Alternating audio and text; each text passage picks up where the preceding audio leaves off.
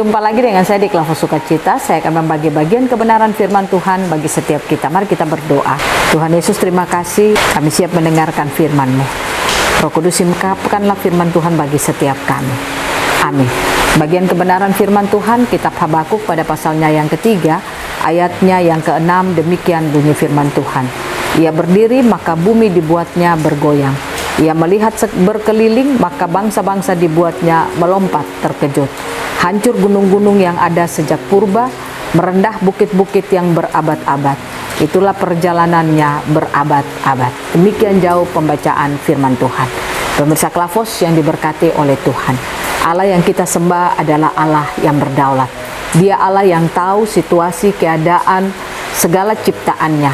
Nah, oleh karena itu, kita yang diciptakannya, mari kita belajar untuk hidup menggantungkan seluruh kehidupan kita kepada Allah yang berdaulat itu.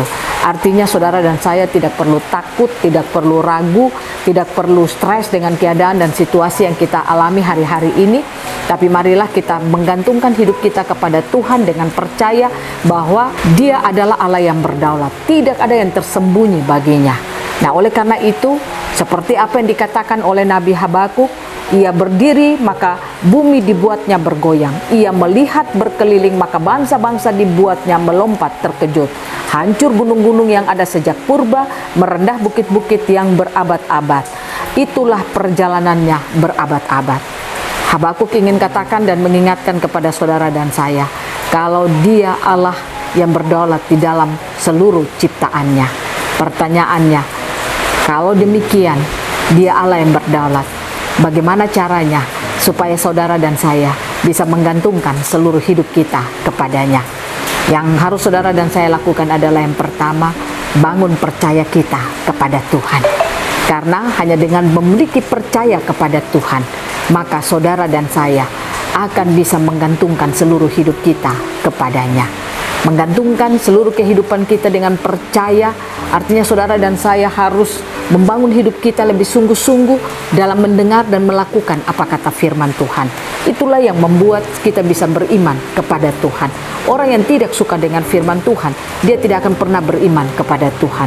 Karena firman Tuhan berkata, iman timbul dari pendengaran, pendengaran akan firman Tuhan. Yang kedua, saudara dan saya, mari kita belajar untuk selalu membangun kesadaran kita tentang Allah yang berdaulat itu. Saya percaya semakin kita membangun kesadaran kita tentang Allah yang berdaulat, Dia Allah yang berdaulat, Dia Allah yang tidak pernah meninggalkan kita, Dia Allah yang tahu segala-galanya dalam hidup kita.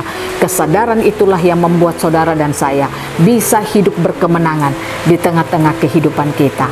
Dengan situasi-situasi yang sekarang-sekarang ini kita alami, situasi yang sulit, situasi yang terkadang membuat orang berputus asa, saya ingin saudara bangun kesadaran kita tentang Allah yang berdaulat itu, sehingga Tuhan akan menolong dan menyertai kita.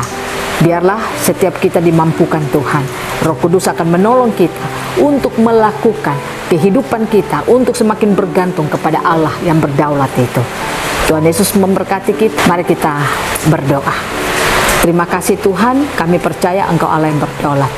Kami percaya Engkau tidak pernah meninggalkan hidup kami. Terima kasih untuk kebenaran firman yang terus Kau berikan bagi kami. Amin. Shalom, Tuhan berkati kita semua.